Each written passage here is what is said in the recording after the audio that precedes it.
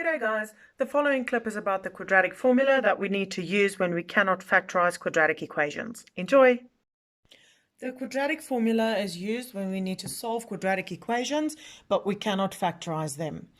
The quadratic formula is x is equal to negative b plus minus the square root of b squared minus 4ac over 2a.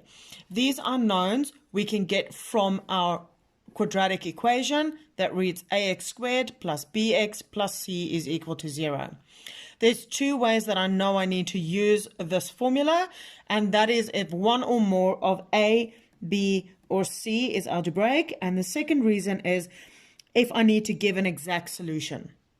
So the example we're going to look at is 5x squared minus 3x minus 11 is equal to 0. After I've tested all my different ways of factorizing a quadratic equation, you will see that this equation cannot be factorized. Now I know that I need to use my quadratic formula. What I need to do is substitute these values of a, b, and c into my quadratic formula and find the values of x. After I've substituted my values of a, b, and c into my quadratic formula, this is what it should look like.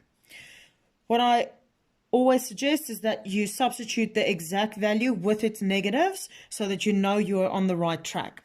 Obviously, we know that these two negatives will become a positive. That negative will also become a positive because it's squared, and this negative and that negative will changed into a positive. What I need to do now is type everything that is underneath my square root into my calculator. When I've done that, I will see that my equation is 3 plus minus the square root of 229 over 10. Now I need to do two different calculations. I need to do one with a positive symbol and one with a negative symbol. So I will have two values for x. Right, so I have written out the positive as well as the negative. So now we type it in. 3 plus the square root of 229 is equal to, divided by 10 is equal to. You can see that my answer is 1.813. 1.813. Now I go to the negative side, and I type in 3 minus the square root of 229 is equal to, divided by 10 is equal to, and my answer is negative 1.213. As you can see, I've calculated two exact values for this quadratic equation.